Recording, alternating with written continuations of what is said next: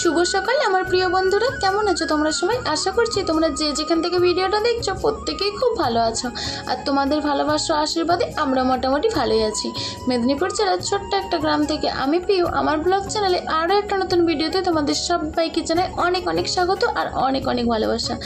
আজকে আমি কোনো ব্লগ ভিডিও নিয়ে আসিনি, আজকে আমি তোমাদের সাথে শেয়ার করব একটা রেসিপি ভিডিও। যেদিনকে আমি এই লাড্ডুটা বানিয়েছিলাম সেদিনই ভেবেছিলাম রেসিপিটা তোমাদের সাথে শেয়ার করব, সেই জন্য সেভাবেই ভিডিওটা বানিয়েছিলাম। তো তোমরা অবশ্যই পুরো ভিডিওটার সাথে থাকো, তোমাদেরকে পুরো ভিডিওটার সাথে থাকার অনুরোধ রইল। আশা করছি তোমাদের ভিডিওটা খুব ভালো লাগবে। তো দেখো, বাদাম আর তেল দিয়ে আজকে লাড্ডু বানাবো, যার জন্য প্রথমে আমি দেখো বাদামগুলো কাঠকলায় ভেজে নিচ্ছি, ভেজে নিয়ে খোলাগুলো ছাড়িয়ে নেব। তো কিভাবে বাদাম আর তেল দিয়ে লাড্ডু বানায় সেটাই তোমাদের সাথে শেয়ার করব। আর এটা তো খেতে আমার ছেলে খুবই ভালোবাসার, আমরা সবাই খুব ভালোবাসি। তোমরা অবশ্যই পুরো ভিডিওটার সাথে থাকো। আর আমার এই ভিডিওটার কোথাও যদি কোনো অংশ তোমাদের একটু ভালো লেগে থাকে তাহলে অবশ্যই একটা লাইক করে দিও। আর আমার এই ভিডিওটাতে যদি কেউ নতুন বন্ধু এসে থাকো তাহলে চ্যানেলটিকে সাবস্ক্রাইব করে আমার এই ছোট্ট পরিবারের এক নতুন সদস্য হয়ে আমার পাশে থেকেছো। আর সাবস্ক্রাইব করে পাশে থাকা বেল বাটনটা ক্লিক করে দিও, তাহলে আমি নতুন নতুন ভিডিও ছাড়ার সাথে সাথেই তোমাদের কাছে ভিডিওগুলো পৌঁছে যাবে। আর এদিকে দেখো বাদামটা আমি সুন্দর করে ভেজে নিয়েছি। খোলার উপরে তোমাদের মনে হচ্ছে একটু চোঁয়া চোঁয়া ভাবটা লাগছে, কিন্তু না, এটা একদম পরিষ্কার ভাজা হয়েছে, সেটা খোলাটা ছাড়ানোর পর তোমরা বুঝতে পারবে। আর এখন এদিকে দেখো তিলটা ভেজে নিচ্ছি। তিলটা তো আগেই ছাড়িয়ে রেখেছিলাম, ছাড়িয়ে ধুয়ে শুকনো করা ছিল। আর তিলটা এখন কাঠখোলায় ভেজে নিচ্ছি। আর তিলটা হচ্ছে ভাজার পর কত সুন্দর তেল বেরোয় একটা, তাই না? তো অবশ্যই আমার ভিডিও সম্পর্কে তোমাদের সুন্দর সুন্দর মতামতগুলো আমার কমেন্ট বক্সে কমেন্ট করে জানিও। তোমাদের কমেন্ট থেকে আমি অনেক কিছু শিখতে পারি, আর তোমাদের এই সুন্দর সুন্দর কমেন্টগুলো পড়তে আমার খুব ভালো লাগে। তোমরা এইভাবেই আমাকে সুন্দর সুন্দর কমেন্ট করে আমার পাশে থেকো, আমাকে এগিয়ে যেতে সাহায্য করো।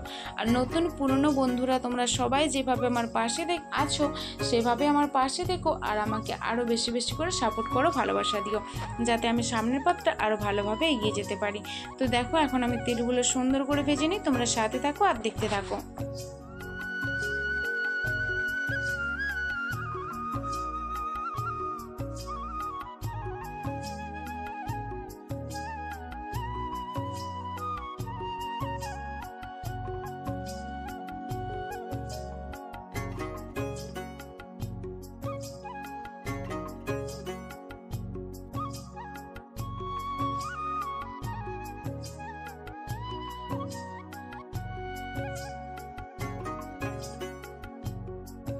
আর এদিকে এখন দেখো বন্ধুরা তিলগুলোও ভাজা হয়ে গেছে। আর এদিকে বাদামগুলো যে ভেজে নিয়েছিলাম আমি এখন খোলাগুলো দেখো ঘষে ঘষে খোলাগুলো ছাড়িয়ে নিয়েছি। দিয়ে এখানে যেহেতু ফ্যান চলছে তো এইভাবেই তুলছিলাম, দেখো একদম পরিষ্কার খোলাগুলো উড়ে যাচ্ছিল।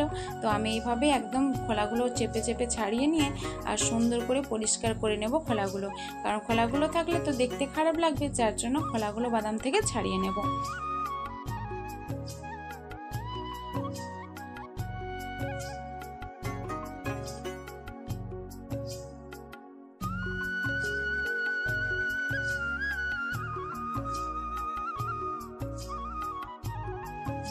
আর এখন খোলাগুলো দেখো সুন্দর করে ছাড়িয়ে নিয়েছি। একটা দুটো রয়েছিল মিক্সার গ্রাইন্ডারে দিয়ে দেখো মিক্স করে নিয়েছি, আধ কোটা করেছি, একদম মিহি করিনি, তোমরা দেখে বুঝতেই পারছো। মিক্সার গ্রাইন্ডারে দিলাম, দিয়ে কি একটু একটু পরিমাণ গোটা গোটা রেখেছি, মানে একদম গোটা নয়, হালকা মোটা মোটা দানাটা রেখেছি যাতে একটু মুখে লাগে বাদামটা। আর এদিকে দেখো তিলটাও এখন মিক্সার গ্রাইন্ডারে দিয়ে দিচ্ছি, দিয়ে তিলটাও তো হালকা ভেঙে নেব, কারণ এইভাবে আমি পুরো গোটা গোটা দেবো না। তো দেখতেই পাচ্ছ, দেখে বুঝতে পারছো কীরকম মিহি করেছি। তো এইভাবে বাদাম আর তিলটা আমি ভেঙে নিলাম। এবার আমি কড়াইয়ের মধ্যে গুড় দিয়ে দেবো। চলো গুড় দিয়ে আমি লাড্ডুটা বানাবো। এদিকে দেখো আমি সুন্দর করে একদম মিহি করা হয়ে গেছে। এখন আমি ওই কড়াইতেই গুড় ঢেলে দিচ্ছি। তো ওই গুড় দিয়ে ভালো করে নেড়ে চেড়ে, তো চলো সাথে থাকো কিভাবে কি করি আর দেখতে থাকো। আর এই গুড়ের মধ্যে আমি দুটো এলাচ দানা দিয়ে দেবো। এলাচ দানা 2-3টে এলাচের ভিতর থেকে দানাটা বের করে একটু থেতো করে তার গুড়ের মধ্যে দিয়ে দেবো। আর এখানে এই গুড়ের পরিমাণটা আমার অল্প লাগছিল, আরও একটু লাগবে মনে হচ্ছিলো, যার জন্য আরও একটু দিয়ে দিলাম। তো সাথে থাকো আর পুরো ভিডিওটা দেখতে থাকো। আর ভিডিওটা যদি একটু বেশি ভালো লেগে থাকে তাহলে তোমাদের আত্মীয় স্বজন বন্ধু বান্ধবদের মধ্যে একটু শেয়ার করে দিতে পারো, তাতে আমার একটু উপকার হবে। আর শেয়ার করতে তো আর তোমাদের কিছু হবে না বলো, তো মানে একটু লাইক কমেন্ট শেয়ার করলে তোমাদের কোনো অসুবিধা নেই, কোনো প্রবলেম নেই, কোনো কিছু হবে না, কিন্তু আমার অনেকটা উপকার হবে। একটা লাইক কমেন্ট শেয়ার আমার অনেকটা উপকার হবে, আমাকে অনেক দূর এগিয়ে যেতে সাহায্য করবে। আর এখন আমি এর মধ্যে দিয়ে দেবো, চলো 2-3টে এলাচের ভিতর থেকে দানাগুলো বের করে নিয়ে একটু হালকা করে থেতো করে নিয়েছি, দিয়ে এর মধ্যে দিয়ে দিচ্ছি, কারণ একটা সুন্দর সেন্ট বেরোবে যার জন্য। তো এটা একটু হালকা চিটচিট ভাব করে নিয়ে এর মধ্যে আমি এবার প্রথমে বাদামের গুঁড়ো করাটা দিয়ে দেবো, যেটা মিক্সার গ্রাইন্ডে একদম মিক্স করে রেখেছি। তো বাদামটা দিয়ে দিচ্ছি, তারপর আমি তেলটা দিয়ে দেবো, দিয়ে ভালোভাবে নেড়ে চেড়ে নেব।